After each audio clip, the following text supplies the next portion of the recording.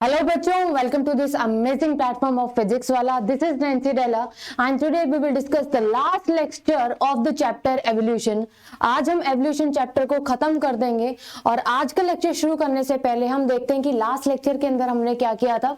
Last lecture के अंदर हमने पढ़ा था हार्डी विनबर्ग प्रिंसिपल या फिर हार्डी विनबर्ग लॉ या फिर जेनेटिक इक्विलिब्रियम. हमने देखा था कौन कौन से ऐसे फैक्टर्स हैं जो हार्डी विनबर्ग इक्विलिब्रियम को इफेक्ट करते हैं और हमने न्यूमेरिकल्स देखे थे. आज के लेक्चर के अंदर हम देखेंगे ह्यूमन एवोल्यूशन के बारे में और आज का लेक्चर खत्म होने के बाद आपका ये चैप्टर बिल्कुल खत्म हो जाएगा. तो चलिए हम शुरू करते हैं अपना लेक्चर. तो आज हम पूरा का पूरा ह्यूमन एवोल्यूशन के बारे में हम पढ़ाई करेंगे. तो देखो, the branch of science that deal with the study of human evolution, उसको हम क्या कहते हैं. सबसे पहले एक दो जो कॉमन बातें हैं वो हम लिख लेते हैं, उसके बाद हम करेंगे जो सारी की सारी जो सीरीज है जो आपके एनसीईआरटी के अंदर दी गई है बहुत अच्छे से. तो सबसे पहले हम बात करते हैं एंथ्रोपोलॉजी के बारे में. ठीक है, ये आपने वर्ड बहुत बार सुना होगा, एंथ्रोपोलॉजी. एंथ्रोपोलॉजी, लॉजी का मतलब होता है स्टडी. तो the branch of science that deals with the study of human evolution is known as anthropology. ठीक है, तो चलिए हम लिखते हैं the branch of science, the branch of science that deals with the study of human evolution is known as anthropology. देखो, आज के लेक्चर के अंदर हम जितना ह्यूमन एवोल्यूशन के बारे में पढ़ेंगे ना वो मोर देन इनफ है. ठीक है, तो आप जैसे बहुत सारी बुक्स होंगे आपके पास, मॉड्यूल्स वगैरह होंगे, उसके अंदर थोड़ी थोड़ी चीजें एक्स्ट्रा दी गई है, लेकिन ये जो आपके बोर्ड्स के लिए सफिशिएंट है. कोई भी अगर आपका कॉम्पिटिटिव एग्जाम है उसके लिए ह्यूमन एवोल्यूशन के बारे में ये सारी की सारी सफिशिएंट बातें होंगी. इससे ज्यादा आपको एक्स्ट्रा याद करने की जरूरत नहीं है. देखो, और जो ह्यूमन एवोल्यूशनरी हिस्ट्री है ना उसको हम इनकम्प्लीट बोलते हैं. अब आप सोचोगे इनकम्प्लीट कैसे. तो देखो, जो ह्यूमन एवोल्यूशन की जो स्टडी है हम किस तरीके से ट्रेस करते हैं फॉसिल्स के फॉर्म में. ठीक है, हम फॉसिल्स के बारे में, पैलेंटोलॉजिकल एविडेंस के बारे में हम पढ़ के आ चुके हैं कि जो बेस्ट जो एविडेंस होता है वो पैलेंटोलॉजिकल एविडेंस होता है. ठीक है, एंड पैलेंटोलॉजी हम किसको बोलते हैं, the branch of science that deals with the study of fossils. ठीक है, तो देखो एक बार मैं यहाँ पे लिखवाऊं आपको कि human evolutionary history, human evolutionary history, जो ह्यूमन की एवोल्यूशनरी जो हिस्ट्री है ये हम किस तरीके से हम ट्रेस करते हैं. ये हम ट्रेस करते हैं with the help of fossils. Trace हम किस तरीके से ट्रेस करते हैं, trace with help of fossils. ठीक है, फॉसिल्स की स्टडी करके, पता करके कि कौन सा फॉसिल्स कब हमें मिला था, उसके बेसिस के ऊपर हम ह्यूमन एवोल्यूशन की स्टडी करते हैं. तो ह्यूमन एवोल्यूशनरी हिस्ट्री को इनकम्प्लीट क्यों बोला जाता है ये हम एक बार देखते हैं. Human evolutionary history is incomplete, ये इनकम्प्लीट है. अब आप सोचोगे कि मैम इनकम्प्लीट कैसे. देखो, कोई कोई ऐसा फॉसिल है, हम बैक टाइम मशीन तो हमारे पास है नहीं कि हम उस टाइम पर चले जाएं और हम सारी की सारी हम स्टडी कर ले कि कौन सा मतलब जो हमें फॉसिल है कब मिला था और अच्छा ऐसे ऐसी स्ट्रक्चर हुई होंगी पहले, जो जबड़ा है वो ज्यादा बाहर मिला होगा, जो नाक के पीछे चपटी मिली होगी, जो ये जो रिज है ये ज्यादा प्रोमिनेंट होगी. हम किस तरीके से कह दे, हमारे पास तो सिर्फ फॉसिल्स हैं, हम इतने 15 मिलियन ईयर बैक तो हम जा नहीं सकते. ठीक है, तो हमारे पास फॉसिल्स हैं, उसकी स्टडी करके हम पता लगा सकते हैं और जो भी जो साइंटिस्ट है उसका एक स्केलेटन तैयार करते हैं जिससे हमें पता चलता है कि कैसी शेप रही होगी. अब जो भी फॉसिल्स है, हमें कोई फॉसिल मिला है 15 मिलियन ईयर एगो. ठीक है, उसके बाद जो हमें फॉसिल मिला है वो मिला है 2 मिलियन ईयर एगो. तो जो बीच का जो टाइम पीरियड है 13 मिलियन ईयर, उसमें हमें पता ही नहीं है किस तरीके से एवोल्यूशन हुआ है. हमारे पास कोई फॉसिल ही नहीं है, हमारे पास कोई प्रूफ ही नहीं है, तो हम किस तरीके से कह दे कि पहले इस तरीके से ह्यूमन एवोल्यूशन, इस तरीके से ह्यूमंस रहे होंगे, उसके बाद ऐसे ऐसे एवोल्यूशन रहा होगा. जो टाइम है, जो गैप पीरियड है वो बहुत ज्यादा है और उस टाइम पर हमें कोई भी फॉसिल नहीं मिला. तो हम कह सकते हैं कि हमें नहीं पता उस टाइम पर किस तरीके से ह्यूमन एवोल्यूशन हुआ है. तो इसलिए ह्यूमन एवोल्यूशनरी हिस्ट्री को इनकम्प्लीट बोला जाता है. ठीक है, कैसे क्या बोला जाता है, इनकम्प्लीट बोला जाता है. अब अगर मैं बात करूं नेक्स्ट पॉइंट की, तो जो नेक्स्ट जो पॉइंट है बच्चे, ये जो नेक्स्ट पॉइंट है ये है कि 3 मेन कैरेक्टर्स हम देखते हैं, ठीक है, 3 मेन कैरेक्टर्स हम देखते हैं ह्यूमन एवोल्यूशन के, कि ये या ये वाला कैरेक्टर हम मेनली कंसिडर करते हैं, उसके बेसिस के ऊपर हम बता सकते हैं कि ऐसे ऐसे एवोल्यूशन हुआ। तो हम 3 बेसिक कैरेक्टर देखते हैं, ठीक है, 3 main basic character, 3 main basic characters. अभी हम देखेंगे पूरी की पूरी हम सीरीज पढ़ेंगे कि पहले कौन सा आया, ठीक है, उसके बाद किस तरीके के मैन दिखाई दिए, उसके बाद किस तरीके से एवोल्यूशन हुआ, हम सारी की सारी सीरीज पढ़ेंगे और जो मेन जो कैरेक्टर है ना हम वो पढ़ेंगे, ठीक है। हमारे पास बहुत अच्छी फोटोज भी है जिससे आपको देख के पता चल जाएगा कि अच्छा पहले इस तरीके से आदमी हुए होंगे, उसके बाद इस तरीके से एवोल्यूशन हुआ होगा, उसके बाद इस तरीके से एवोल्यूशन हुआ होगा। और 3 मेन बेसिक कैरेक्टर हम देखते हैं इन ह्यूमन एवोल्यूशन। कौन कौन से कैरेक्टर हैं आपको पता ही होगा, ठीक है, आपने बहुत बार सुना भी होगा और आपको पता भी होगा। कौन कौन से कैरेक्टर देखते हैं? सबसे पहले तो हम देखते हैं कि हम क्रेनियल कैपेसिटी को कंपेयर करते हैं। हम किसको कंपेयर करते हैं? क्रेनियल कैपेसिटी को, ठीक है। जो पहला है बच्चे वो क्या है? Cranial capacity. हम क्रेनियल कैपेसिटी देखते हैं, ठीक है। और फिर हम देखते हैं सेकंड जो मेन कैरेक्टर है दैट इज बाइपीडल लोकोमोशन। देखो बाइपीडल लोकोमोशन का पहले लोकोमोशन मतलब अब जो 4 लिम्स है वो बिल्कुल फ्री हो गए होंगे, जो मूवमेंट है सिर्फ 2 पैर पे हो रही है, 4 लिम्स एकदम फ्री हो गए हैं। अब पहले तो ऐसे 4 पैर यूज करके 4 4 लिम्स हाइंड लिम्स यूज करके चलते थे मैन, ठीक है। लेकिन अब बाइपीडल लोकोमोशन होने के बाद क्या क्या चेंजेस आए होंगे? ऑब्वियसली बाइपीडल लोकोमोशन शो करने के बाद 4 लिम्स पूरी की तरह फ्री हो गए। अब कितना ज्यादा हम 4 लिम्स का यूज करके ही तो काम कर सकते हैं। अब जो मैं आपको पढ़ा रही हूँ वो भी 4 लिम्स का यूज करके ही पढ़ा रही हूँ, है ना। तो इसका मतलब 4 लिम्स आपके फ्री हो गए। 4 लिम्स फ्री हो गए तो इसका मतलब है हम बहुत ज्यादा काम अब कर सकते हैं। अगर आपसे पूछा जो मेन कैरेक्टर पूछे तो आपको क्या लगाना है? क्रेनियल कैपेसिटी, ठीक है। अगर ऑप्शन में क्रेनियल कैपेसिटी है तो क्रेनियल कैपेसिटी लगेगा। उसके बाद बाइपीडल लोकोमोशन मैंने सीरीज में ही आपको लिखवाया है। और जो थर्ड है सी इज आपका माइग्रेटरी इंस्टिंक्ट, ठीक है। माइग्रेटरी इंस्टिंक्ट का मतलब है कि किस तरीके से माइग्रेशन शो हुआ, ठीक है। पहले वेदर ज्यादा ड्राई रहा होगा, ठीक है, उसके बाद किस तरीके से माइग्रेशन हुआ। तो ये बेसिक सी इंफॉर्मेशन है। तो अभी एक जब हम ये रिलेशन पढ़ के आए थे, जब हमने बहुत ज्यादा एविडेंसेस शो करे थे, अगर मैं मैन की बात करूं तो मैन का बच्चे सिंपल से अगर मैं बात करूं तो जो क्लास है, क्लास क्या है बच्चे? क्लास है मेमेलिया, ठीक है। क्लास क्या है? मेमेलिया। और जो ऑर्डर क्या है बच्चे? प्राइमेटा। और ऑर्डर प्राइमेट्स के अंदर भी हम जो सबसे ज्यादा जो सिमिलर है, ठीक है, जो सबसे ज्यादा हम जो सिमिलर है वो किसके हैं? ठीक है, किसके हैं? एप, यानी कि बिना पूंछ वाले बंदर, ठीक है। जैसे कि चिंपैंजी हो गया, गोरिल्ला हो गया। और आपको पता है 98% DNA of chimpanzee and man is same, ठीक है। तो इसलिए हम सबसे ज्यादा क्या किसके सिमिलर है? हम एप के सिमिलर है, यानी कि चिंपैंजी जैसे चिंपैंजी से हम सिमिलर है। क्यों? क्योंकि 98% डीएनए क्या है हमारा, और एप का क्या रहेगा? सेम रहेगा, ठीक है। तो यहां पर हम मोर क्लोज टू एप है, ठीक है। More close to ape. Close सिंपल भाषा में अगर मैं बोलूं एप का मतलब है बिना पूंछ वाले बंदर, यानी कि गोरिल्ला और चिंपैंजी, ठीक है। इतनी बात समझ में आई? इतनी बात समझ में आई। अब देखो हम कुछ मेन सिमिलैरिटी पढ़ते हैं कि मैन में और एप के अंदर क्या क्या कॉमन सिमिलैरिटीज है। फिर हम देखेंगे कि क्या क्या मेन मतलब डिफरेंसेस हैं, ठीक है, क्या क्या डिफरेंसेस हैं एप के अंदर और मैन के अंदर। फिर हम देखेंगे ड्रायोप्थेकस, पहले ड्रायोप्थेकस आए, फिर रामाप्थेकस आए, फिर एस्ट्रोलोप्थेकस आए। पूरी की पूरी हम सीरीज देखने वाले हैं। चलो ठीक है, तो जल्दी से इसका आप स्नैप ले लीजिए। मैं थोड़ा सा साइड में हटती हूँ, ठीक है। और उसके बाद हम आगे की कहानी शुरू करेंगे। उसके बाद हम अपनी आगे की कहानी शुरू करेंगे। एवोल्यूशनरी हिस्ट्री को बोला जाता है इनकम्प्लीट, और इनकम्प्लीट बोलने का रीजन यही है कि जो भी टाइम पीरियड है उस टाइम पीरियड में हमें प्रॉपर क्या नहीं मिला? हमें प्रॉपर नहीं मिले हैं फॉसिल्स। अगर फॉसिल्स नहीं मिले तो हम नहीं बता सकते कि इस तरीके से चेंजेस हुए हैं, इस तरीके से एवोल्यूशन हुआ है, ठीक है। चलो अब हम बात करते हैं किसके बारे में? कुछ बेसिक सिमिलैरिटीज हैं, ठीक है, क्या है बच्चे, कुछ बेसिक सिमिलैरिटीज हैं एप के अंदर और मैन के अंदर। ठीक है, तो वो कौन कौन सी सिमिलैरिटीज होंगी हम वो देखते हैं। तो सबसे पहली सिमिलैरिटी की अगर मैं बात करूं एप एंड मैन में कौन कौन सी बेसिक जो सिमिलैरिटी है बच्चे, वो क्या होगी, large brain size.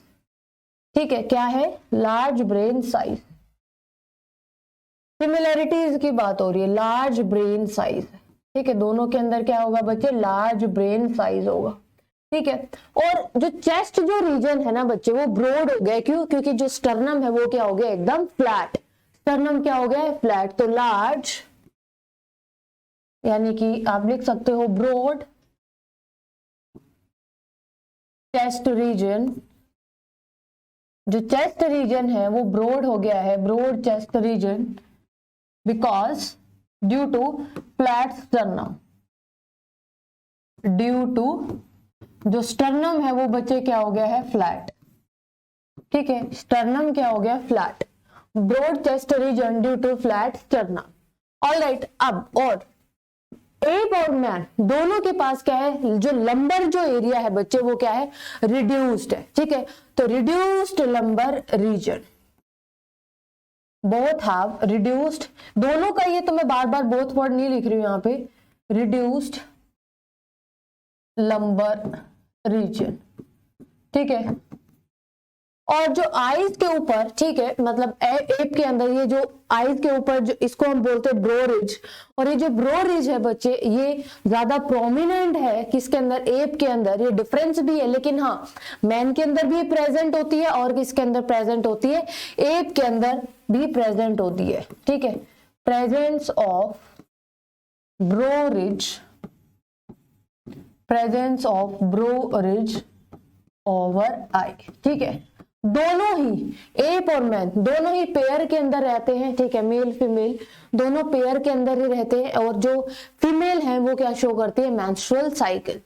Alright, both live in pair, both lives in pair, दोनों पेयर के अंदर रहते हैं, both lives in pair and female show menstrual cycle, and female show menstrual cycle. और जो फीमेल है वो क्या शो करती हैं, मेंस्ट्रुअल साइकिल शो करती हैं।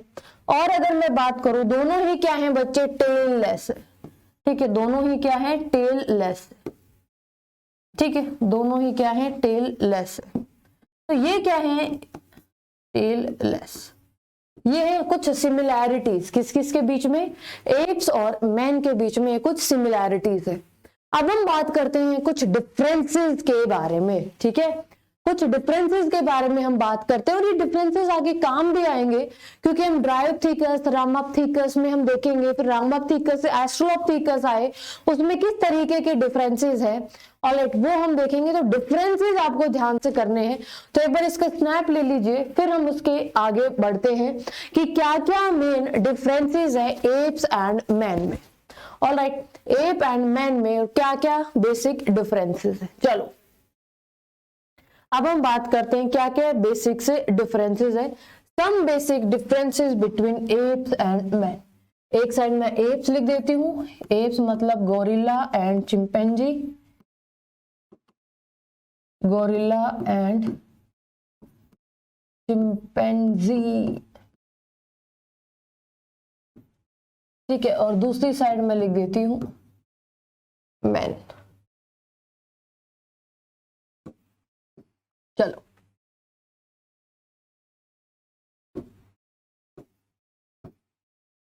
आपकी पढ़ाई तो सही चल रही होगी ना, क्योंकि एग्जाम एकदम पास आने वाला है। अब देखो एप्स और मैन के बीच में क्या क्या सिमिलैरिटी डिफरेंसेस है, हम ये देखेंगे कि देखो एप्स की क्या होती है बच्चे, सेमी इरेक्ट पोस्चर होती है। कैसी पोस्चर होती है, सेमी इरेक्ट पोस्चर होती है। लेकिन एकदम जो मैन होते हैं बच्चे, वो एकदम इरेक्ट पोस्चर होती है इनकी। एकदम कैसी पोस्चर होती है, इरेक्ट पोस्चर होती है। और ये जो ब्रोरिज होती है ओवर आई, ये जो ब्रोरिज है एप के अंदर ज्यादा प्रोमिनेंट होती है। ठीक है, तो प्रोमिनेंट ब्रोरिज इसके अंदर क्या होता है बच्चे, प्रोमिनेंट ब्रोरिज। जो ब्रोरिज होती है वो प्रोमिनेंट होती है, लेकिन मैन के अंदर क्या होती है बच्चे, लेस प्रोमिनेंट। मैन के अंदर क्या होती है बच्चे, लेस प्रोमिनेंट। होती तो है तभी तो ये सिमिलैरिटीज थी, ठीक है, होती तो है तभी तो ये सिमिलैरिटी थी। और अगर मैं बात करूं क्या क्या डिफरेंस है, जो एप्स हैं बच्चे वो क्या है, आर्बोरियल, यानी को ट्रीज पे रहते हैं। लेकिन अगर मैं बात करूं मैन की, तो ये क्या है बच्चे, टेरेस्ट्रियल है। ये क्या है, टेरेस्ट्रियल है, और ये वेजिटेरियन है, ठीक है, यानी कि फ्रूट्स खाएंगे ऑब्वियसली। ऑलराइट, और जो मैन है बच्चे ये क्या होंगे, ओमनीवोरस। ओमनीवोरस दोनों खा सकते हैं, ठीक है। और अगर मैं बात करूं मेन डिफरेंस की, तो ये जो मैन होते हैं बच्चे, सॉरी पहले तो हम एप की बात करते हैं। तो एप्स के अंदर क्या होगा, ये जो जॉ रीजन है ये प्रोट्रूडेड होगा, यानी कि ज्यादा बाहर की तरफ निकला हुआ होगा, ठीक है। लेकिन अगर मैं बात करूं मैन की, तो ये लेस प्रोमिनेंट है, लेकिन हाँ जो चिन है वो ज्यादा आगे क्या होगी, बाहर निकली हुई होगी। एप के अंदर जो फ्लैट नोज दिखाई देगी, लेकिन मैन के अंदर ऑब्वियसली आपको दिखाई दे रही है, अपनी भी मेरी भी, ठीक है, तो बाहर की तरफ नोज निकली हुई होगी, ठीक है। तो अगर मैं बात करूं एप्स की, तो एप्स आर प्रोगनेथस। एप्स आर प्रोगनेथस, ये प्रोगनेथस होते हैं, ठीक है। प्रोगनेथस का मतलब है प्रोमिनेंट, या फिर आप ये बोल सकते हो प्रोट्रूडेड। प्रोट्रूडेड जो होगा एंड फ्लैट नोज होगी। प्रोट्रूडेड जो होगा मतलब बाहर निकला हुआ जो होगा, और जो नोज है बच्चे वो क्या होगी, फ्लैट होगी। लेकिन अगर मैं बात करूं मैन की, तो man are orthognathous. Man are orthognathous. आपको पता है जो ग्नेथा वर्ड है वो किसके लिए यूज करते हैं, हम जॉज के लिए यूज करते हैं, ठीक है। तो ऑर्थोग्नेथस, और ऑर्थोग्नेथस का मतलब क्या है, यहां पर प्रोमिनेंट चिन्ह होगी, क्या होगी, प्रोमिनेंट चिन्ह होगी, ठीक है, और नोज भी बाहर निकली हुई होगी, ठीक है। जो नोज भी है वो थोड़ी सी बाहर निकली हुई होगी, ठीक है। तो ये बेसिकली डिफरेंस है, ये वाला इंपॉर्टेंट है क्योंकि आगे हम इसी के थ्रू कंपेयर कर सकते हैं, ठीक है। तो एप्स और मैन के बीच में क्या क्या मेन डिफरेंसेस हैं, apes semi erect posture show करते हैं, कंप्लीटली रेक्ट पोस्चर होगी मैन की, प्रोमिनेंट ब्रोरिज होगी, ठीक है, और इनके अंदर लेस प्रोमिनेंट ब्रोरिज होगी। ब्रोरिज होगी दोनों के अंदर, तभी इन दोनों के अंदर मैंने सिमिलैरिटीज में भी ये पॉइंट लिखवाया था। आर्बोरियल, आर्बोरियल का मतलब है बच्चे ये पेड़ों के ऊपर रहते हैं, ठीक है। लेकिन अगर मैं इसके टेरेस्ट्रियल का मतलब क्या है, ये लैंड के ऊपर रहते हैं, ठीक है। ये फ्रूट्स खाते हैं, ये ओमनिवोरस है, दोनों चीज खाएंगे, ठीक है, फ्रूट्स भी मीट भी।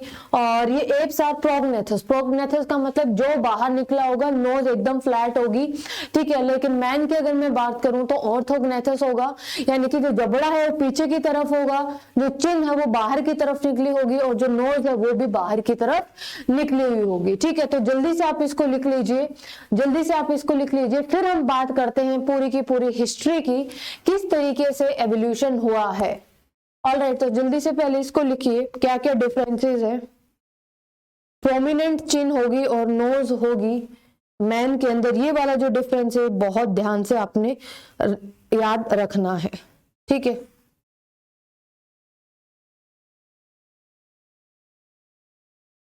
ऑलराइट, अब हम बात करते हैं पूरी की पूरी आगे की हिस्ट्री की। तो सबसे पहले अगर मैं बात करूं, सबसे पहले जो एवोल्यूशन के अंदर हमें क्या मिले, ड्रायोप्थीकस, ठीक है। सबसे पहले हमें क्या मिले, ड्रायोप्थीकस। जैसे आपको देखने में पता चल रहा होगा ड्रायोप्थीकस, ये जो ड्रायोप्थीकस है ये फोरलिम्स और हाइंड लिम्स दोनों का यूज करके क्या कर रहे हैं, अपनी मूवमेंट शो कर रहे हैं।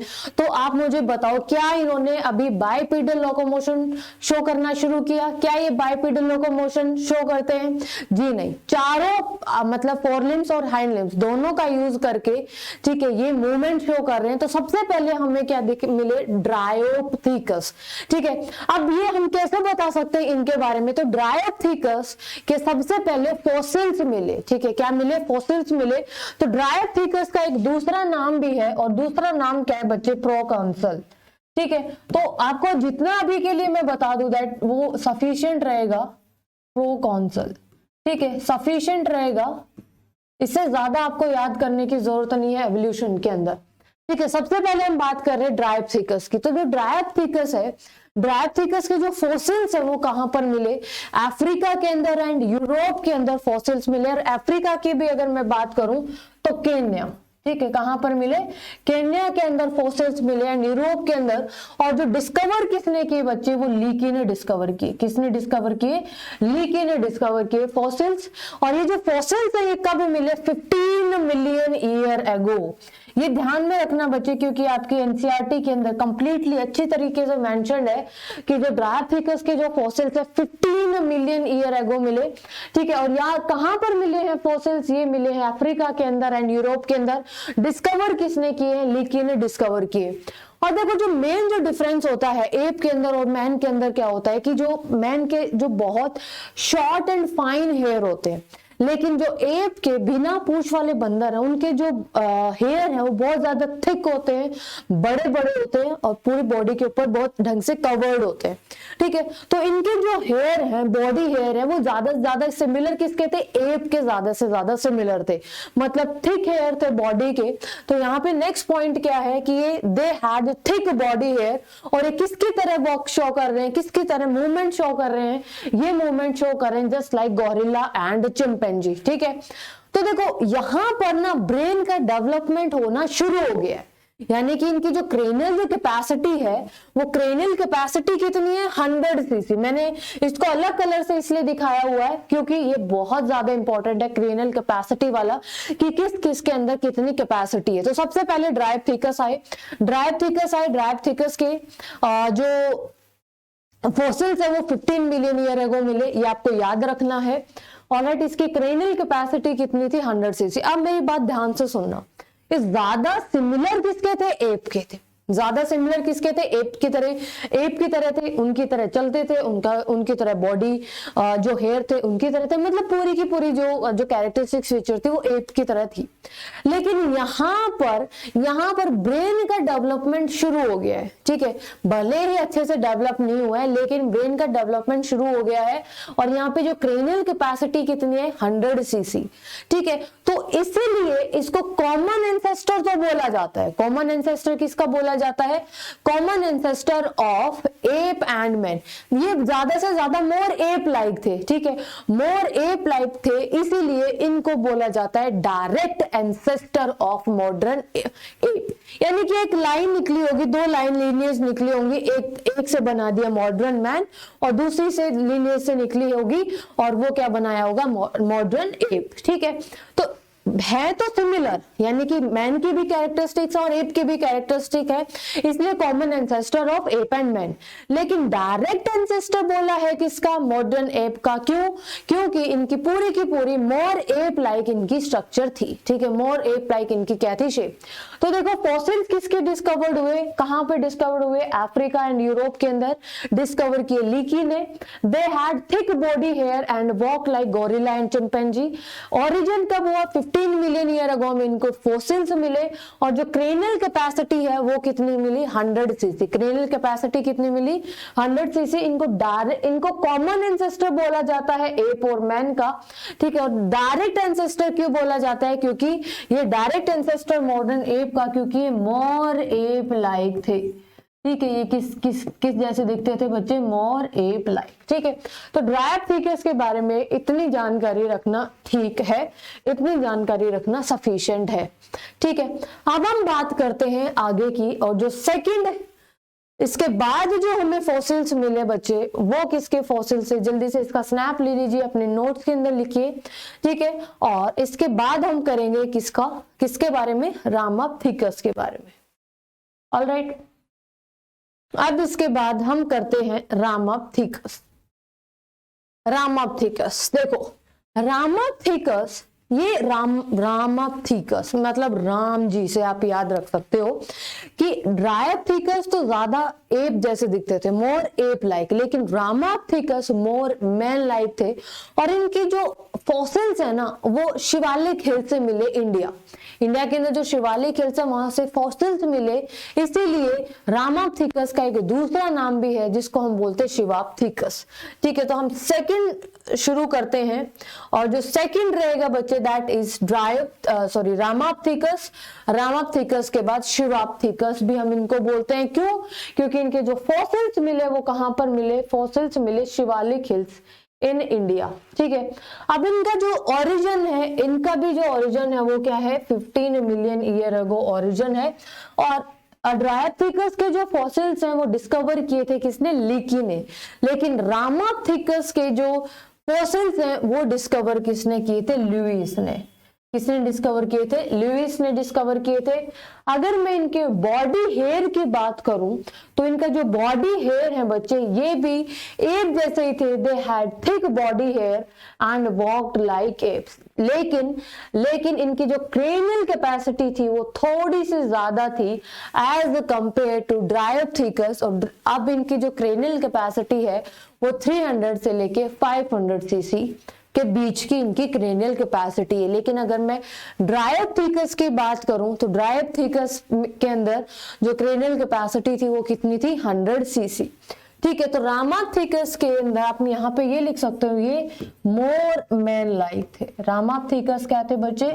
मोर मैन लाइक थे। ठीक है, जैसा कि आपको यहाँ पे दिखाई दे रहा होगा, लेकिन अभी भी सेम है। अभी भी इनके भी प्रोट्रूटेड जो है आपको दिखाई दे रहा होगा, बाहर की तरफ जबड़ा निकला हुआ होगा, जो नोज है वो एकदम से फ्लैट है। ठीक है, लेकिन ये देखो आपको ये दिखाई दे रही होगी, ये प्रोमिनेंट ब्रो रिज है। तो सारे के सारे कैरेक्टर्स कैसे? एप जैसे ही ना।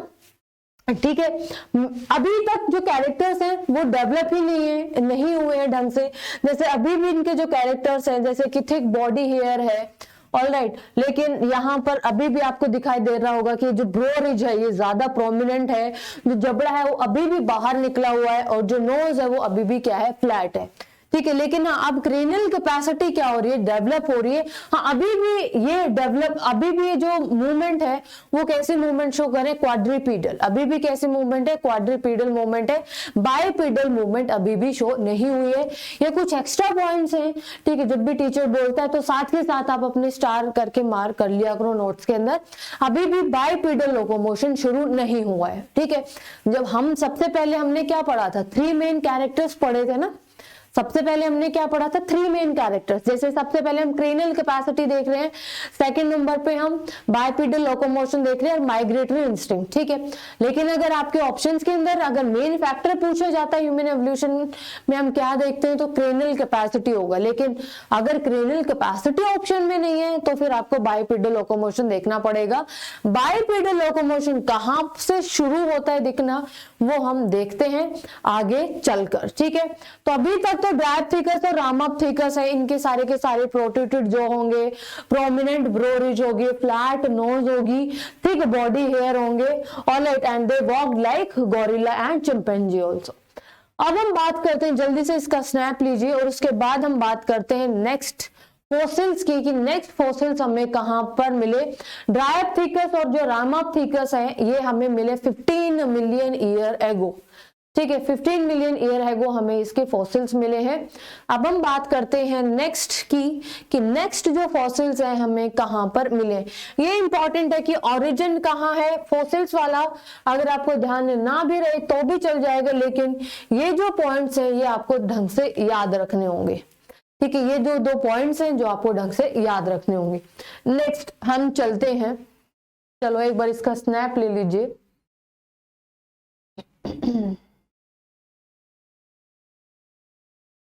स्नैप ले लीजिए। अब हम बात करते हैं आगे है बच्चे एस्ट्रोलोपथिकस। ठीक है, एस्ट्रोलोपथिकस देखो, एस्ट्रोलोपथिकस। अब देखो एक बात यहां से ध्यान देना कि रामाप्थिकस, एस्ट्रोलोपथिकस, ठीक है, अब एक बात ध्यान से सुनना, रामाप्थिकस के फॉसिल्स हमें कब मिले? रामाप्थिकस के फॉसिल्स हमें मिले 15 मिलियन ईयर एगो। ठीक है, रामाप्थिकस के कब मिले हैं? 15 मिलियन ईयर एगो। ठीक है, लेकिन हमें एस्ट्रोलोपिथेकस के हमें फॉसिल्स कब मिले हैं? ध्यान से देखना यहाँ पे 2 मिलियन ईयर एगो। ठीक है, 2 मिलियन ईयर एगो। तो अब मुझे बताओ यहाँ पर 15 million year ago and 2 million year ago, difference कितना हो गया? 13 मिलियन ईयर एगो। और इसके बीच में हमें फॉसिल्स नहीं मिले। अगर हमें फॉसिल्स नहीं मिले हैं तो इसका मतलब क्या है? इसका मतलब ये है कि हमें नहीं पता एवोल्यूशन किस तरीके से हुआ है। ठीक है, किस तरीके से एवोल्यूशन हुआ है हमें नहीं पता, और इसीलिए हम बोलते हैं human evolution history is incomplete. इन्हीं दो फैक्टर्स को देख के, डिफरेंस को देख के हम क्या बोलते हैं? ह्यूमन एवोल्यूशनरी हिस्ट्री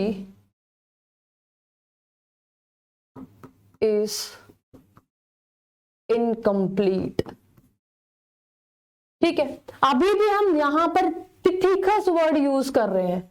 ठीक है, तो यानी कि रायप्थिकस, रामाप्थिकस, एस्ट्रोलोपिथेकस, तो इसका नाम क्या, इसका मतलब क्या होता है बच्चे? एप। ठीक है, तो अभी भी इसके जो कैरेक्टर्स हैं वो किस तरीके के होंगे अब हम वो देखते हैं। इसकी जो क्रेनियल कैपेसिटी है वो कितनी होगी? 500 सीसी की। इसके जो फॉसिल्स हैं बच्चे वो कैसे हैं? ये फॉसिल्स अफ्रीका के अंदर मिले और 2 फॉसिल्स मिले। ठीक है, 2 फॉसिल्स मिले। एक जो फॉसिल मिला, दोनों फॉसिल अलग अलग साइंटिस्ट को मिले। ठीक है, एक फॉसिल मिला 5 to 6 year baby, 5 to 6 year baby का। ठीक है, जो अफ्रीका के अंदर एक रीजन है ट्वांग रीजन, उस ट्वांग रीजन के अंदर स्केलेटन मिला 5 से 6 साल के बच्चे का, और इसीलिए उसको हम क्या बोलते हैं? ट्वांग बेबी। इसलिए क्या बोलते हैं हम बच्चे? ट्वांग बेबी। और दूसरा मिला बच्चे फीमेल स्केलेटन। दूसरा क्या मिला? फीमेल स्केलेटन मिला, और उसका जो नाम रखा गया बच्चे, उसका नाम रखा गया लूसी। उसका नाम क्या रखा गया? लूसी। ठीक है, तो यानी कि 2 फॉसिल्स मिले हैं हमें एस्ट्रोलोपिथेकस, यानी कि 2 फॉसिल्स मिले हैं अफ्रीका के अंदर। एक मिला 5 से 6 साल के बेबी का जिसको हमने ट्वांग बेबी बोला। ठीक है, अफ्रीका के अंदर ही मिला। अफ्रीका के अंदर एक रीजन है ट्वांग, और दूसरा भी अफ्रीका के अंदर मिला एक फीमेल स्केलेटन, और जिसको हम क्या बोलते हैं? लूसी। जिसका नाम क्या है? लूसी। ठीक है, और इसका दूसरा नाम भी क्या है बच्चे? एस्ट्रोलोपिथेकस एफेरेंसिस। एस्ट्रोलोपिथेकस एफेरेंसिस। और कमेंट बॉक्स में आपने बताना है ट्वांग बेबी का क्या नाम है। ठीक है, ट्वांग बेबी का दूसरा नाम क्या है? ऑलराइट, तो यहां पर देखो अभी भी आपको क्या दिखाई दे रहा है? फोटो देख के अभी भी आपको क्या पहचान में आ रहा है कि अभी भी जो जॉ है वो क्या है? बाहर की तरफ निकला हुआ है, प्रोट्रूटेड जॉ है अभी भी, और जो नोज है वो अभी भी क्या है? फ्लैट है, और जो ब्रो रिज है अभी भी क्या है? प्रोमिनेंट है। ठीक है, ये वेजिटेरियन है, और वेजिटेरियन थे ये, और they used to stand on 2 legs. ठीक है, 2 लेग्स पे इन्होंने खड़ा होना शुरू कर दिया था, इसीलिए अब हम यहां पर क्या लिख सकते हैं? बाइपीडल लोकोमोशन। बाइपीडल लोकोमोशन किन्होंने शुरू किया था? एस्ट्रोलोपिथेकस के अंदर। लेकिन अभी भाग नहीं सकते थे। भाग क्यों नहीं सकते थे? क्योंकि अभी भी इनके जो नीज थे, जो घुटने थे, वो मुड़े हुए थे। ठीक है, मुड़े हुए घुटने थे। जैसे अभी तो मेरी इरेक्ट पोस्चर है, ठीक है, लेकिन अभी भी मैं 2 पैरों पे ही खड़ी हूं, लेकिन अगर मेरे घुटने झुक जाएं तो अब मैं भाग नहीं सकती, है ना। तो पर ये क्या शो करेंगे? बेंट नीज। अभी भी जो इनके जो घुटने हैं वो कैसे होंगे? झुक, मतलब मुड़े हुए। बाइपीडल यानी कि 2 पैरों पे तो उन्होंने खड़ा होना शुरू कर दिया था, लेकिन इनके घुटने अभी भी मुड़े हुए थे, तो ये अभी भी भाग नहीं सकते थे। ठीक है, तो ये हमने पढ़ा है एस्ट्रोलोपिथेकस के बारे में। ये हमने किसके बारे में पढ़ा है? एस्ट्रोलोपिथेकस के बारे में। कि एस्ट्रोलोपिथेकस, रामापिथेकस आए 15 मिलियन ईयर एगो, ओरिजिन इनका हुआ 2 मिलियन ईयर एगो, ठीक है। हमें फॉसिल्स मिले और फॉसिल्स की मतलब पता लगाया जाता है कार्बन डेटिंग वगैरह से, ठीक है, रेजोनेंस स्पिन मेथड से, ये हम ऑलरेडी पढ़ चुके हैं। और इनमें इतना ज्यादा गैप था, इनके बीच में हमें कोई भी एवोल्यूशन नहीं मिला है, कोई भी फॉसिल नहीं मिला, तो हमें नहीं पता कि किस तरीके से यहाँ पे एवोल्यूशन हुआ है। तो इस तरीके से हम क्या बोल सकते हैं, ह्यूमन एवोल्यूशन इनकम्प्लीट है। क्रेनियल कैपेसिटी 500 सीसी है। फॉसिल्स अफ्रीका के अंदर मिले, 2 मिले, एक 5 से 6 साल के बच्चे का और दूसरा एक फीमेल स्केलेटन, ठीक है। फीमेल का एक दूसरा नाम भी था, लूसी का एस्ट्रोप्थिकस अफेरेंसिस। ट्वांग बेबी का आपने कमेंट बॉक्स में बताना, ये आपका होमवर्क है। And they used to stand on 2 legs, ठीक है। बाइपेडल लोकोमोशन यहाँ से शुरू होता है और अभी तक, क्योंकि एकदम से पहले क्वाड्रिपेडल था और यहाँ से बाइपेडल लोकोमोशन हो गया, बीच का हमें पता ही नहीं है, ठीक है। तो ना ही वो आपको जानना है, ना ही वो आपको काम आएगा, ठीक है। तो अभी तक हमने ड्रायोप्थिकस के बारे में पढ़ा, एस्ट्रोलोपिथेकस के बारे में पढ़ लिया, रामापिथेकस के बारे में पढ़ लिया, और अब हम क्या वर्ड यूज करने वाले हैं वो बहुत ज्यादा इंपॉर्टेंट है, ठीक है। अब हम बात करेंगे नेक्स्ट, जल्दी से इसका आप स्नैप ले लीजिए। अब हम जो बात करेंगे वो करेंगे प्री हिस्टोरिक मैन की, ठीक है। प्री हिस्टोरिक मैन की बात करेंगे, मतलब अभी तक हम थीकस यूज कर रहे थे वर्ड का, मतलब एप, थीकस मतलब रामापिथेकस, एस्ट्रोलोपिथेकस, ड्रायोप्थिकस, इसका मतलब क्या है, एप। लेकिन अब जो हम वर्ड यूज कर रहे हैं बच्चे, अब हम जो वर्ड यूज करेंगे वो होमो वर्ड यूज करेंगे, ठीक है। हम कौन सा वर्ड यूज करेंगे, होमो वर्ड यूज करेंगे। और जो फर्स्ट है प्री हिस्टोरिक मैन यहां से शुरू होता है, ठीक है। प्री हिस्टोरिक मैन यहां से शुरू होता है, दैट इज होमो हेबिलस, ठीक है। होमो हेबिलस, हेबिलस का मतलब होता है एबिलिटी, ठीक है, हेबिलस, ठीक है। ये जो हेबिलस जो वर्ड है बच्चे, इस वर्ड का मतलब होता है एबिलिटी। क्या मतलब होता है इसका, इस वर्ड का मतलब होता है एबिलिटी, ठीक है। होमो हेबिलस मतलब इनके पास एबिलिटी है। किस तरीके की एबिलिटी है, ये एबिलिटी है इनके पास कि ये मतलब पत्थर के जो स्टोन है, पत्थरों के टूल्स बना सकते हैं, ठीक है। इसीलिए इनको होमो हेबिलस को क्या क्या बोला गया है, इनको बोला है टूल मेकर। इनके जो दूसरे नाम है बच्चे वो मैं बता रही हूँ, इनको टूल मेकर भी बोला गया है, एबल मैन भी बोला गया है, और इसके साथ साथ स्किलफुल मैन भी बोला गया है, ठीक है। ये सारे के सारे नाम है, ये किसके नाम है बच्चे, ये नाम है होमो हेबिलस के, ठीक है। फॉसिल्स 2 मिलियन ईयर अगो डिस्कवर्ड किसने किए थे, लीकी ने डिस्कवर किए थे, ठीक है। जो क्रेनियल जो कैपेसिटी है, जो क्रेनियल कैपेसिटी है वो कितनी है, 700 सीसी, 700 सीसी क्रेनियल कैपेसिटी है। ऑब्वियसली जब एस्ट्रोलोपिथेकस ने शुरू हो गया था बाइपेडल लोकोमोशन एस्ट्रोलोपिथेकस से, लेकिन यहाँ पर क्या है, बाइपेडल लोकोमोशन इन्होंने करना शुरू कर दिया है, ठीक है। इन्होंने भी क्या शुरू कर दिया है, बाइपेडल लोकोमोशन इन्होंने भी शुरू कर दिया ऑब्वियसली, ठीक है। फर्स्ट टूल मेकर यानी कि पहली बार इन्होंने क्या बनाना शुरू कर दिया था, स्टोन्स से टूल्स बनाना शुरू कर दिया था। लेकिन अभी भी ये कैसे हैं, वेजिटेरियन है। ये पूछा जाता है बच्चे, ये आपके क्वेश्चन के अंदर दे देंगे कि ये वेजिटेरियन थे या फिर ओमनीवेरस थे। तो होमो हेबिलस सबसे पहले हम क्या बात करेंगे, होमो वर्ड हमने यहीं से यूज करना शुरू किया है, homo habilis. Fossils 2 million year ago fossils Leakey ने डिस्कवर किए थे, और इनकी क्रेनियल कैपेसिटी, अब क्रेनियल कैपेसिटी देखो बढ़ती जा रही है, अब भी जो भी क्रेनियल जो कैपेसिटी है वो क्या हो रही है, अब बढ़ती जा रही है, ठीक है। बाइपेडल लोकोमोशन यहाँ से शुरू हो गया। अब इसके बाद जितने भी आएंगे, ऑब्वियसली जब इन्होंने मतलब टूल का यूज करना शुरू कर दिया था, तो इसका मतलब क्या है, आगे भी जो टूल है वो यूज करेंगे, ठीक है। होमो हेबिलस के बाद जो आएंगे वो भी टूल यूज करेंगे। और तो ये सारी की सारी चीजें हैं किसके बारे में, होमो हेबिलस। बस इतनी सी कैरेक्टरिस्टिक्स ही आपने याद रखनी है। अब आप थोड़ा सा देख सकते हो कि अब थोड़ी सी जो कैरेक्टरिस्टिक्स है वो थोड़ा लेस प्रोमिनेंट होना शुरू हो रही है धीरे धीरे, ठीक है। तो ये जो फोटो दिखाई दे रही है ये किसकी है, होमो हेबिलस की। ऑलराइट, अब हम बात करते हैं किसकी, अब हम बात करते हैं नेक्स्ट की, और जो नेक्स्ट है बच्चे होमो इरेक्टस, ठीक है।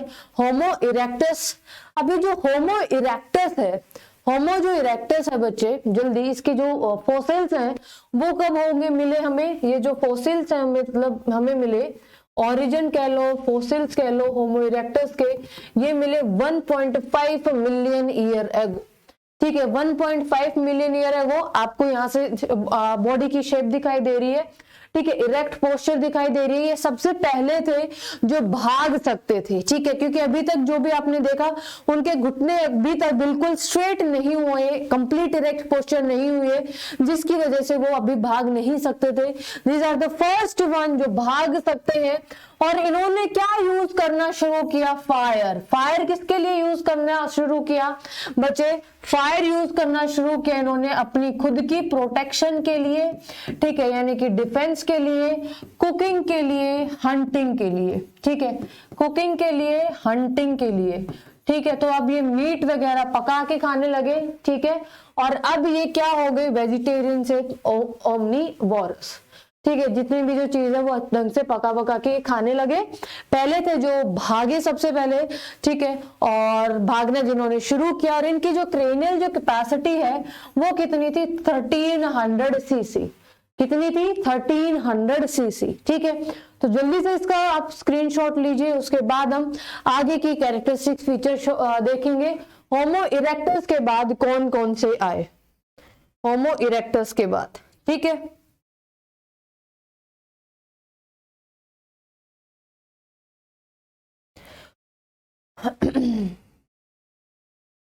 अब जो होमो इरेक्टस के फॉसिल्स के बारे में यहाँ पे नहीं है, तो यहाँ पे मैं लिख देती हूँ एक बार। जो फॉसिल्स हैं, जो फॉसिल्स हैं होमो इरेक्टस के, वो कहाँ से मिले, जो फॉसिल्स मिले बच्चे इसके मिले जावा से। ठीक है, कहाँ, जावा, यानी कि जावा कहाँ पर है बच्चे, इंडोनेशिया के अंदर है। ठीक है, यहाँ से भी फॉसिल्स मिले। दूसरा पीकिंग, यानी कि अब बीजिंग हो गया इसका नाम। ठीक है, पहले पीकिंग था, पीकिंग यानी कि अब इसको बीजिंग भी बोलते हैं। ठीक है, और ये कहां पर है बच्चे, चाइना के अंदर मिले। और हिडलबर्ग, हिडलबर्ग कहां पर है बच्चे, जर्मनी के अंदर। ठीक है, यहाँ 3 जगह से इसके फॉसिल्स मिले। इसलिए होमो इरेक्टस के जो दूसरे नाम है वो क्या क्या है, होमो इरेक्टस के जो दूसरे नाम है वो है जावा मैन। ठीक है, आपने सुना भी होगा, होमो इरेक्टस के जो दूसरे नाम है वो क्या होंगे, जावा मैन हो गए, या फिर पीकिंग मैन हो गया, या फिर हिडलबर्ग मैन हो गया। ठीक है, या फिर क्या हो गया, हिडलबर्ग मैन।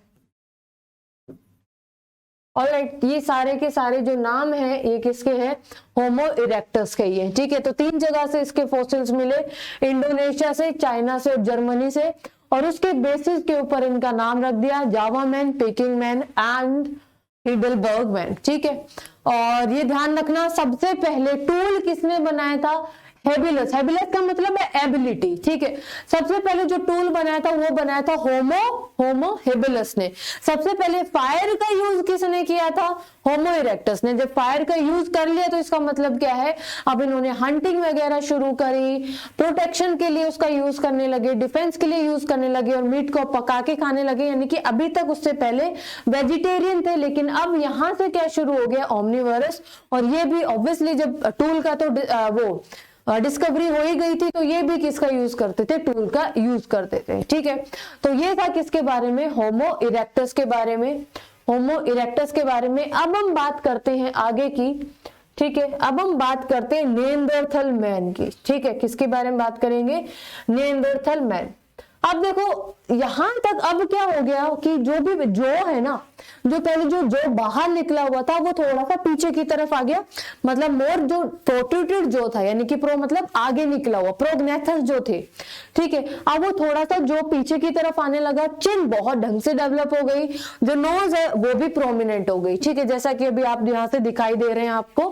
ठीक है, नेएंडरथल मैन। ठीक है, तो जो नेएंडरथल मैन है अब अब ऑर्थोग्नेथस शो करने लगे, ठीक है, कैसा शो करने लगे, ऑर्थोग्नेथस, यानी कि अब इनकी जो पूरी की पूरी जो अब थोड़ी थोड़ी हल्के हल्के से वो जो कैरेक्टर्स थे, जो प्रोमिनेंट जो जॉ था और जो फ्लैट नोज थी, जो ब्रो रिज बहुत ज्यादा डोमिनेंट थी, अब ये लेस प्रोमिनेंट होने लगी। तो सबसे पहले अगर मैं बात करूं निएंडरथल मैन की, जो निएंडरथल मैन कि जो फोसिल्स है, जैसा कि जहां से जैसा फोसिल्स मिलता है ना वैसे नाम दिया गया है, ठीक है। तो निएंडर वैली है, ठीक है, कहां पर, जर्मनी के अंदर निएंडर वैली, वहां से फोसिल्स मिले, इसलिए इनका जो नाम है वो क्या रख दिया, निएंडरथल मैन, ठीक है। और इनके जो फोसिल्स मिले वो कब मिले बच्चे, 1,00,000 to 40,000 ईयर्स बैक, ठीक है। सबसे पहले ये क्या थे बच्चे, कल्चर्ड मैन थे, ठीक है। कल्चर्ड मैन का मतलब क्या है, सबसे पहले आपको दिखाई दे रहा होगा, they used to cover their body, they used to hide their body with the help of animal skin, animal skin का यूज करते थे, ठीक है, एनिमल स्किन का यूज करते थे और अपनी बॉडी को हाइड करना इन्होंने शुरू किया। ये केव्स और हट इन्होंने बनाना शुरू किया, यानी कि अब ये ग्रुप में रहने लगे थे, ठीक है। और ये रिलीजन के अंदर बिलीव करने लगे, मतलब माना जाता है कि जब इन्होंने सबसे पहले क्या शुरू किया था कि जो भी इनके जो रिलेटिव्स हैं, जिनकी डेथ हो जाती है, उनको दफनाना इन्होंने शुरू किया था।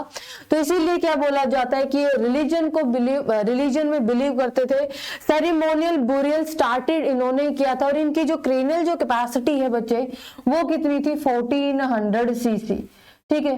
इनकी जो क्रेनियल कैपेसिटी है वो कितनी थी, 1400 सीसी, ठीक है। तो कुछ कुछ कैरेक्टरिस्टिक्स हैं, जैसे होमो हेबिलिस ने टूल बनाना शुरू किया, होमो इरेक्टस ने फायर का यूज किया, निएंडरथल मैन ने अपनी बॉडी को सबसे पहले कवर करना शुरू किया, ग्रुप के अंदर रहना शुरू किया और अपनी बॉडी को हाइड करना शुरू किया with the help of skin, ठीक है। कल्चर मैन इनको बोला जाता है क्योंकि जो भी इनके रिलेटिव्स की डेथ वगैरह हो जाती है उनको उसको दफनाने का काम इन्होंने दफनाना शुरू किसने किया, निएंडरथल मैन ने, ठीक है। तो ये सारी की सारी जो कैरेक्टरिस्टिक्स हैं वो किसकी हैं, निएंडरथल मैन की हैं। तो जल्दी से इसको नोट डाउन कीजिए। इसके बाद हम आगे देखेंगे क्रो-मैग्नन मैन, ठीक है। क्रो-मैग्नन मैन के बारे में हम आगे बात करेंगे, ठीक है। जल्दी से इसको आप नोट डाउन कर लीजिए, निएंडरथल मैन।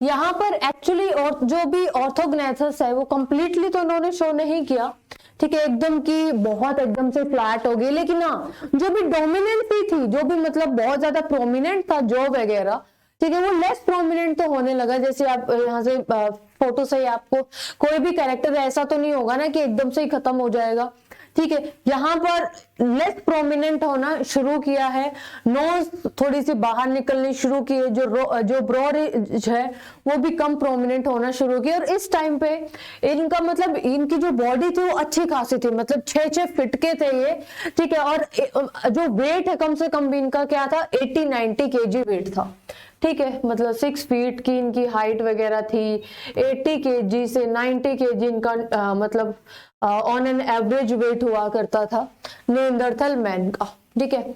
अब हम बात करते हैं नेक्स्ट की, और जो नेक्स्ट है ये है क्रो-मैग्नन मैन, ठीक है। क्रो-मैग्नन मैन में आप देखोगे कि इनकी क्रेनियल कैपेसिटी है, इनकी क्रेनियल कैपेसिटी हमारे से भी ज्यादा है, ठीक है। लेकिन देखो इंटेलिजेंस लेवल ज्यादा नहीं है, क्योंकि क्रो-मैग्नन मैन में बेशक क्रेनियल कैपेसिटी ज्यादा है क्योंकि उनके अंदर व्हाइट मैटर ज्यादा था। हमारे अंदर कैसा मैटर ज्यादा है, ग्रे मैटर ज्यादा है, ठीक है। तो आप ऐसे मत सोचना कि मैम पहले तो अभी तक तो क्रेनियल कैपेसिटी बढ़ती आई है, लेकिन अब अचानक से क्या हुआ कि क्रेनियल कैपेसिटी क्रो-मैग्नन मैन की तो 1600 हो गई और आगे आप पढ़ाओगे मॉडर्न मैन की तो उसमें तो 1400 हो गई। तो ऐसा नहीं है। अब क्रो-मैग्नन मैन, अब जो क्रो-मैग्नन मैन है, क्रो-मैग्नन मैन के फोसिल्स कहां से मिले, क्रो-मैग्नन रॉक्स होती हैं बच्चे फ्रांस के अंदर, वहीं से क्या मिले, इनके फोसिल्स मिले। और ये मॉडर्न मैन की तरह जैसे दिखते थे, ठीक है, यानी कि ऑर्थोग्नेथस। ऑर्थोग्नेथस का मतलब मैं आपको बता चुकी हूं, लेस प्रोमिनेंट जॉ, ठीक है, लेस प्रोमिनेंट जॉ। और यहां पर नोज एंड जो चिन है वो प्रोमिनेंट हो गई है, नोज एंड चिन प्रोमिनेंट हो गई है, ठीक है, नोज एंड चिन प्रोमिनेंट हो गए, ये भी टूल्स का यूज करते थे, ये भी फायर का यूज करते थे, ये भी अपनी बॉडी को हाइड करते थे, ठीक है। इन्होंने भी बाइपिडल, ये बाकी सारे के सारे कैरेक्टर जो अब तक आए ये भी बाइपिडल लोकोमोशन शो करते थे, ठीक है। और ये भी ओमनीवोरस थे, ठीक है। जो ब्रेन की जो कैपेसिटी है वो सबसे ज्यादा इसी की थी 1600 एसी, और इसके टाइम पे केव पेंटिंग से शुरू हो गई थी, ठीक है। क्या शुरू हो गई थी? केव पेंटिंग शुरू हो गई थी, 18,000 ईयर पुरानी बात है, ठीक है। जो इसके ऑर्नामेंट मेकिंग, ठीक है, यानी कि आभूषण से छोटे मोटे आभूषण बनाना इन्होंने क्या कर दिया था? शुरू कर दिया था क्रो-मैग्नन मैन ने। तो ये जो फीचर है क्रो-मैग्नन मैन, ये बिल्कुल मॉडर्न मैन जैसे दिखाई देते थे, ठीक है। और इनकी जो क्रेनियल कैपेसिटी है वो 1600 सीसी की थी, और ये ओमनीवोरस थे। ये सारी की सारी सी चीजें आपने याद रखनी है। अब हम बात करते हैं किसकी? मॉडर्न मैन की, यानी कि होमो सेपियंस। सेपियंस की बात करेंगे। सेपियंस का मतलब ही होता है बच्चे इंग्लिश इंटेलिजेंस, ठीक है। तो इसको आप इसकी स्नैप ले लीजिए। उसके बाद हम बात करेंगे होमो सेपियंस सेपियंस की, ठीक है। यानी कि प्रेजेंट डे मॉडर्न मैन, यानी कि इवोल्व माना जाता है कि बच्चे 10,000 ईयर ओल्ड बैक एवोल्यूशन हुआ अफ्रीका के अंदर, ठीक है। और फिर पूरे वर्ल्ड के अंदर ये डिस्ट्रीब्यूट हो गए। कल्चरल एवोल्यूशन ज्यादा प्रोमिनेंट हो गया, ठीक है। पहले कल्चरल एवोल्यूशन था, लेकिन हाँ बाकी तो कैरेक्टरिस्टिक सेम ही थी, लेकिन हाँ कल्चरल एवोल्यूशन ज्यादा हुआ। क्रेनियल कैपेसिटी क्या थी? 1400 सीसी थी। एग्रीकल्चर यहां से शुरू हो गया, ठीक है, यानी कि सेटलमेंट्स यहां से शुरू हो गई है, ठीक है। सेटलमेंट्स यहां से शुरू हो गई है, डोमेस्टिकेशन शुरू हो गया है, एनिमल हस्बेंड्री शुरू हो गई है, प्लांटेशन शुरू हो गई है। अब इन्होंने मतलब लिखना और बोलना ये बहुत ढंग से सीख लिया है, ठीक है। और ये भी क्या है बच्चे? ओमनीवोरस हैं। बाकी सारी की सारी चीजें सेम थी, लेकिन हाँ ज्यादा फोकस किसके ऊपर रखा? मतलब ज्यादा फोकस रखा कल्चर के ऊपर, ठीक है। तो कल्चर सबसे ज्यादा जो प्रोमिनेंट है वो कहां पर हुआ? मॉडर्न मैन, यानी कि होमो सेपियंस सेपियंस, ठीक है। तो कुछ एक दो बातें और हैं जो इसके बारे में मैं आप से डिस्कस करना चाहती हूँ, और दैट इज की नेंडरथल मैन ने क्या किया बच्चे? साइन लैंग्वेज नेंडरथल मैन यूज करते थे, ठीक है। नेंडरथल मैन जो कि मतलब हट्टे कट्टे थे, नेंडरथल मैन ये साइन लैंग्वेज यूज करते थे। क्रो-मैग्नन मैन ने बोलना सीख लिया था, लेकिन लिखना अभी तक नहीं सीखा था।